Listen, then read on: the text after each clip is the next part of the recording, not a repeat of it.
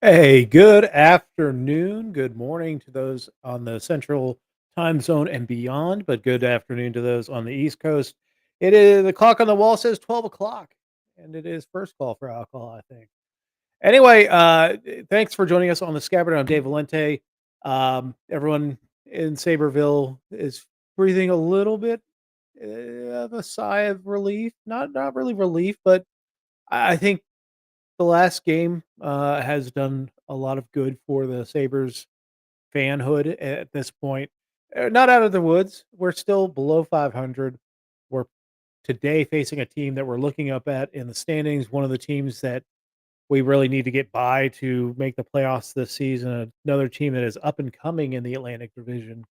But Tuesday's game, did, what was probably the best effort this entire season for the Sabres. People could look, at the Florida game. The Florida game was a little bit of a different thing in that the Florida Panthers were a little bit hurt with Barkov being out, with Matthew Tkachuk being out.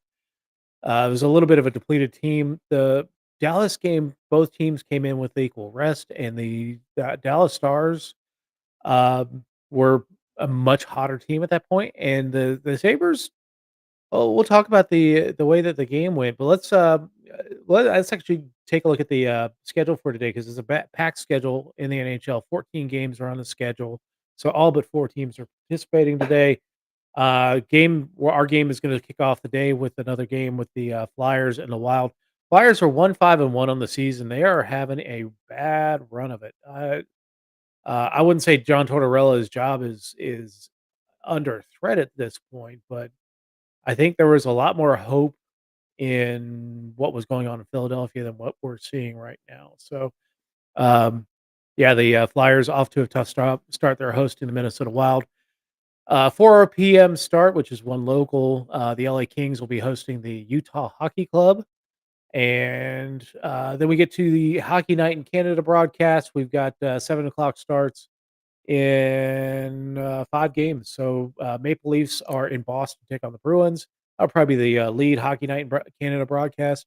And you've got the Blues taking on the Canadians, the secondary Hockey Night in Canada broadcast. The uh, Lightning will be hosting the Capitals at Amalie Arena or whatever they're calling it now. The Rangers hosting the Anaheim Ducks. The surprising Anaheim Ducks, they've gotten out to a better start than I think a lot of people had bargained for them. They're a surprise, whereas the Flyers are a little bit of a shocker. The Winnipeg Jets, the undefeated Winnipeg Jets, will be taking on another team that's surprising, the Calgary Flames, who are hosting the Jets. So 7-0 for the Jets, 5-1-1 for the Flames. Both teams, I think people thought the Jets would be doing good this season. Maybe not this good out of the gate, but they lead a very competitive Central Division. Flames doing well in the Pacific Division, 5-1-1.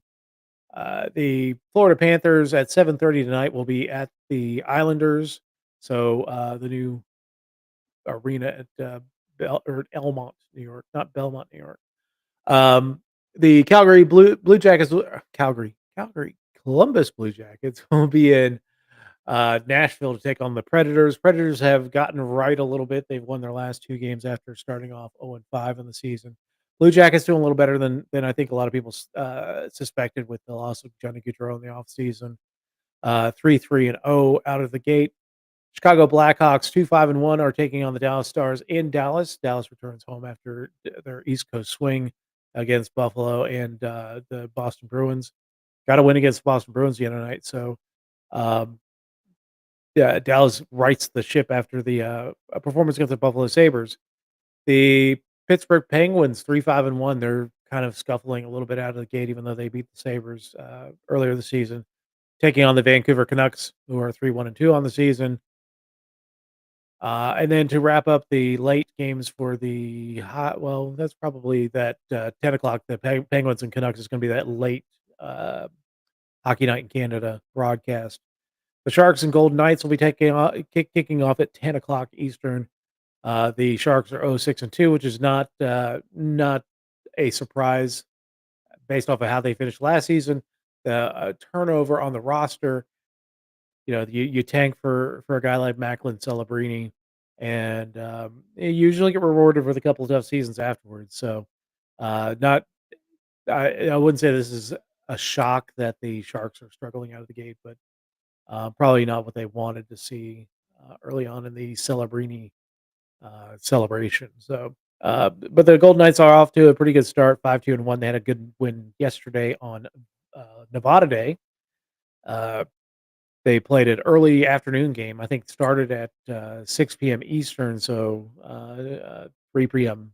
Pacific. And the final game of the night, actually starting with the other two 10 o'clock games, the Hurricanes and the Kraken are in Seattle for a tilt there. The Hurricanes off to a pretty decent start there in the Metro Division at 4-2-0.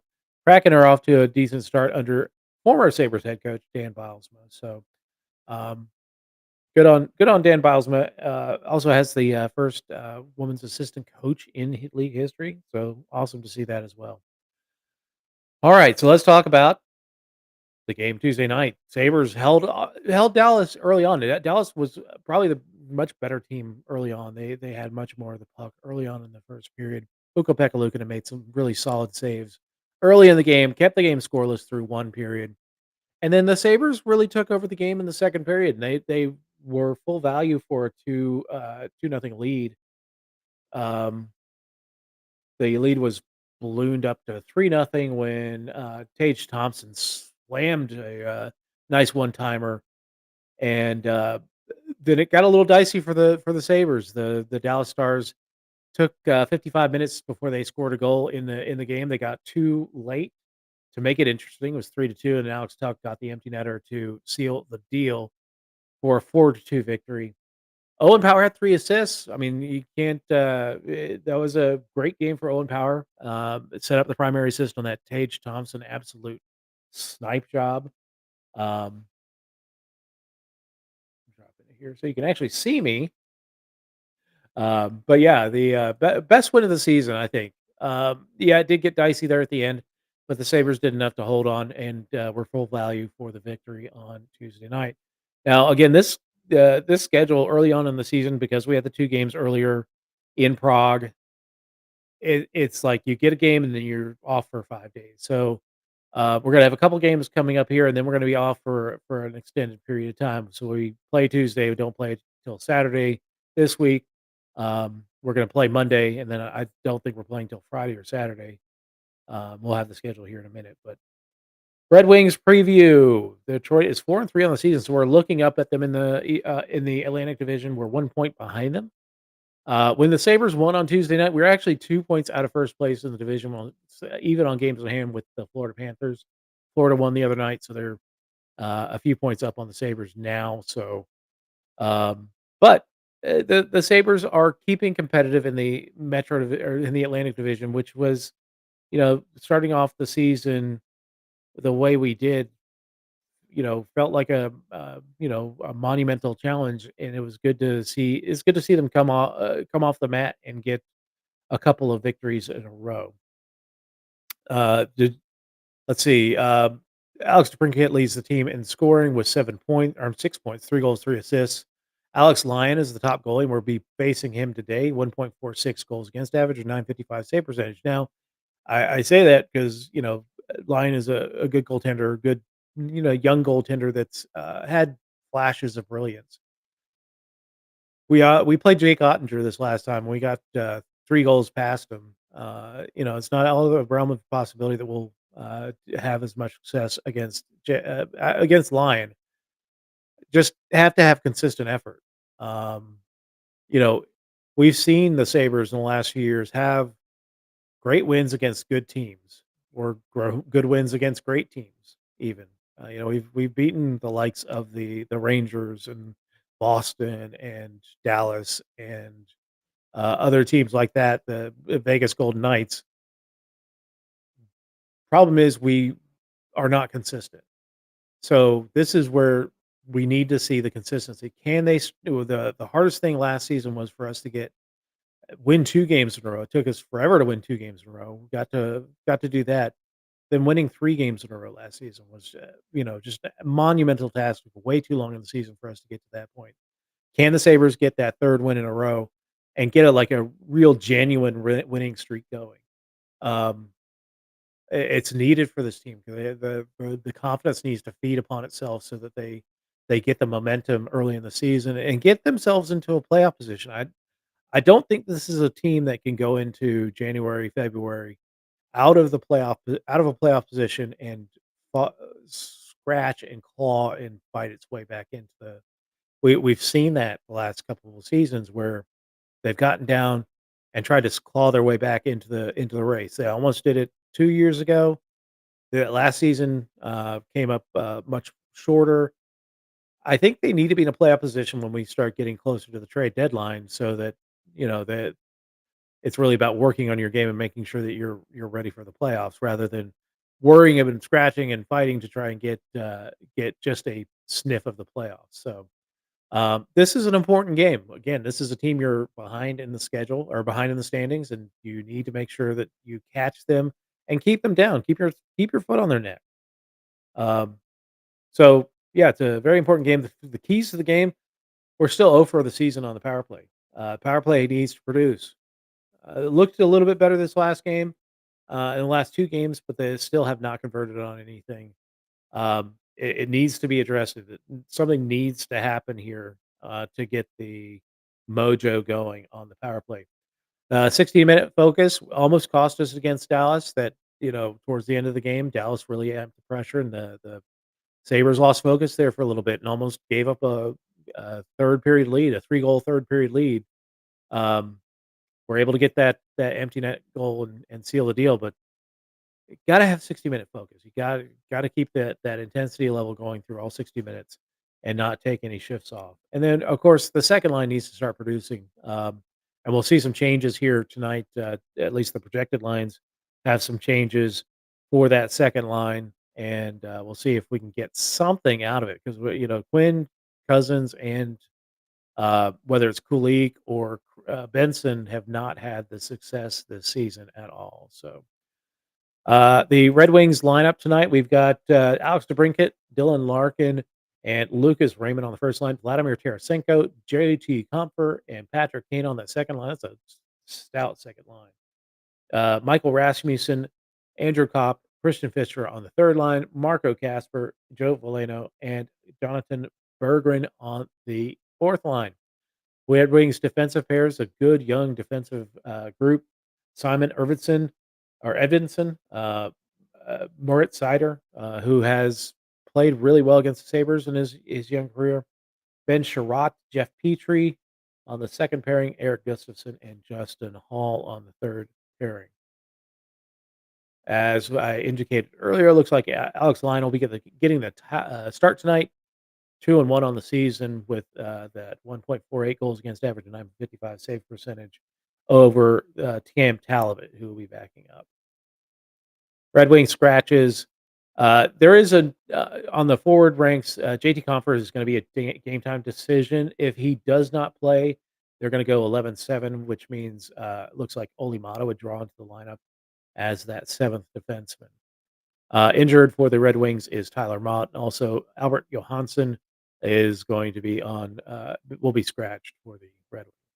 Sabres forwards, just a little bit of change here, and it's a big one. So, looks like Jason Zucker, who's played really well, maybe not producing as many points as we would have hoped, but I think he's played really well on that third line on the third line with McLeod and Greenway. Is getting a promotion up to the second line. He has played second line minutes before in his career, so not a stretch for him, but he slots into that position that had been held by either Kulik or Benson beside Cousins and Quinn on the second line. Of course, Turka, Thompson, Tuck on the first line, with Kulik moving down to the third line with Brian McLeod and Jordan Greenway. The third line has been scoring. I'm not super happy that they've broken up this line. I don't know that I would mess with this line, but Ruff's going to try something and see if he can get both lines going, or keep the third line going, and get that second line going, and maybe get Uri Kulik going, get him a goal, get him some scoring, boost his confidence. Because if you can get Kulik going, that opens up a lot of possibilities on this lineup. And then our fourth line is going to be Beck Milenstein with Peyton Krebs and Sam Lafferty. No changes there. Nicholas Obey-Kubel, even though he's skating with the team, it doesn't look like he'll be back in the lineup until Monday against the Florida Panthers. So our defensive pair is not a change at all. We've got Darlene Jokiharju, Bowen Byram with Owen Power, Matthias Samuelson, and Connor Clifton on the third pair. Starting goalies, why mess with a good thing? Ukko-Pekka Luukkonen's won 2 in a row. He looks like he'll get that start with Levi backing up. Scratches, no changes here. We've got Bryson and Gilbert scratched with Benson, a lower body injury. He might come back in the next game as well. He hasn't practiced yet, so it may be the next week's game and Saturday against the Islanders before we see Zach Benson. But and Nicholas Obey-Kubel is still listed as lower body injury, even though he is skating with the team. Actually, today's odds for DraftKings, and don't play responsibly. I don't gamble because I suck at it. So Buffalo is a goal and a half favorite in the game. 6.5 over under for the Sabres, and the money line has Buffalo at plus 148. So if you want to play any of those, feel free to, whether it's on DraftKings or any of the other gambling apps, whatever's available in your state.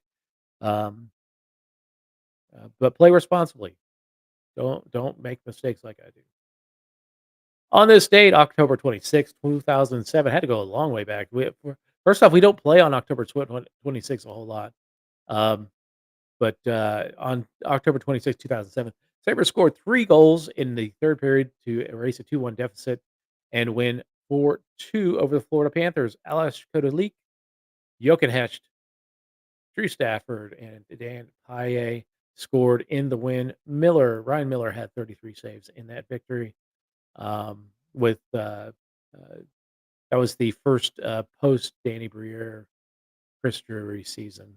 Um, yeah, sad time. But anyway, got the win that day. Good on the Sabres. Back in the slug days. The week ahead, we've got a Monday matchup against the Florida Panthers. There's a Friday matchup against the Islanders, and then Saturday against Detroit. So we'll have back to back next week. We'll be in Detroit next week. That's a road game. The 2 games this week, Monday and Friday, are at home. So busier week ahead than we've had in the last couple weeks. So I'm glad to see that. Our next episode is going to be Monday at 6 p.m. Eastern. Another episode of the Scabbard. And if you want to come and be a co-host and talk hockey with me, reach out to me on social medias, and I'll be happy to talk to you about how to do all that fun stuff. Anyway, that is the show for today. Go out there and watch the Sabres pregame show. Either listen to it on WGR, or watch it on MSG with Duffer and Marty. Or watch some college football. Do what you do.